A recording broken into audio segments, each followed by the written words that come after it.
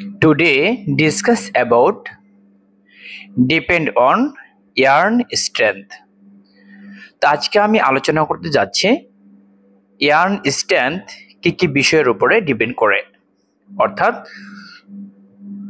yarn CSP যদি ভালো না হয় তাহলে কিন্তু yarn কোয়ালিটি খারাপ হবে। আলটিমেটলি সেই yarn যদি নিটিং কিংবা উইভিং এ যায় তা সেক্ষেত্রে আপনার বারবার নিডল ব্রেকেজ হবে। আলটিমেটলি কি হবে যে হোল আসার সম্ভাবনা থাকে। ঠিক আছে, তো প্রথমে আসি ফাইবার স্ট্রেংথ। ফাইবার স্ট্রেংথ যদি ভালো হয়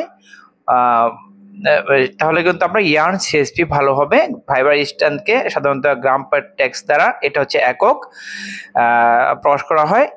এটাকে আমরা অনেকেই টেনাসিটি বলে থাকি। ঠিক আছে, নেক্সট হচ্ছে লেন্থ অফ ফাইবার, মিলিমিটার। তো লেন্থকে আমরা সাধারণত মিলিমিটার লিখে থাকি। তো লেন্থ অফ ফাইবার আমরা জানি যে ফাইবারের লেন্থ যদি খুব ভালো হয় সেক্ষেত্রে কি হবে, ইয়ার্ন সিএসপি ভালো হবে। হ্যাঁ, ইয়ার্ন সিএসপি ভালো হবে, ইয়ার্ন কোয়ালিটিও ভালো হবে। এই জন্য ফাইবার ইয়ার্ন স্ট্রেংথ ভালো হওয়ার জন্য ফাইবারের লেন্থটা বিশেষ ভূমিকা পালন করে। ঠিক আছে, নেক্সট হচ্ছে কটন ট্রাস। তো ট্রাস ধরুন আপনার ফাইবারের ট্রাস আছে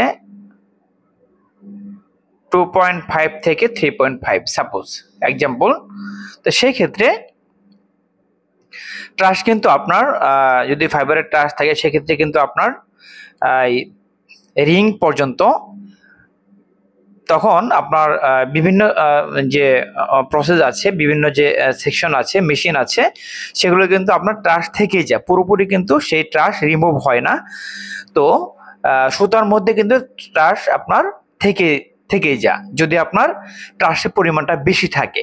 হ্যাঁ, ধরুন 3.5 থেকে 4.5 আসলো কিংবা 5% এই পর্যন্ত আসলো, সেক্ষেত্রে ট্রাসের পরিমাণ বেশি, তাই না? এটা কিন্তু ট্রাসের পরিমাণ বেশি হয়।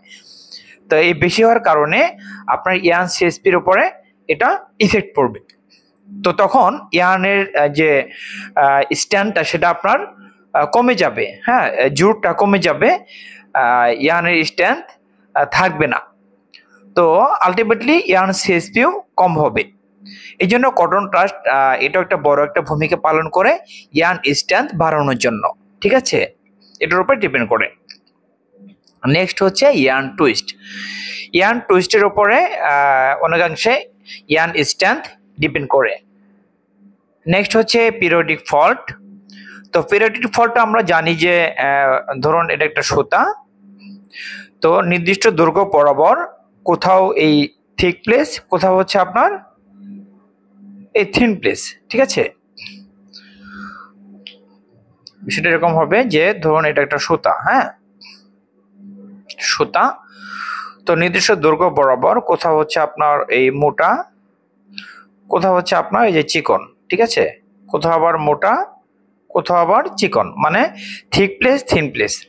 হ্যাঁ, থিক প্লেস থিন প্লেস। তো সেক্ষেত্রে কি হবে, এটা হচ্ছে থিক প্লেস, এটা হচ্ছে আপনার থিন প্লেস।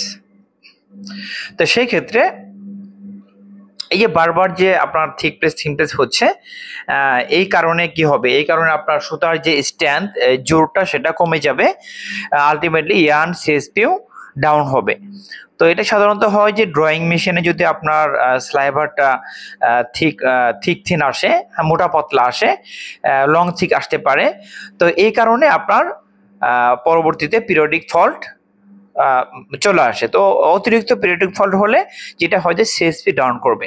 ঠিক আছে, এটা বিশেষ ভূমিকা পালন করে পিরিয়ডিক ফল্টটা ইয়ার্ন স্ট্রেংথের উপরে। ঠিক আছে, তো হচ্ছে আজকে টপিক, আশা করি বুঝতে পেরেছেন। আজকে পর্যন্তই, পরবর্তীতে নতুন একটি টপিক নিয়ে আসবো ইনশাআল্লাহ। ততক্ষণ ভালো থাকবেন, আল্লাহ হাফেজ।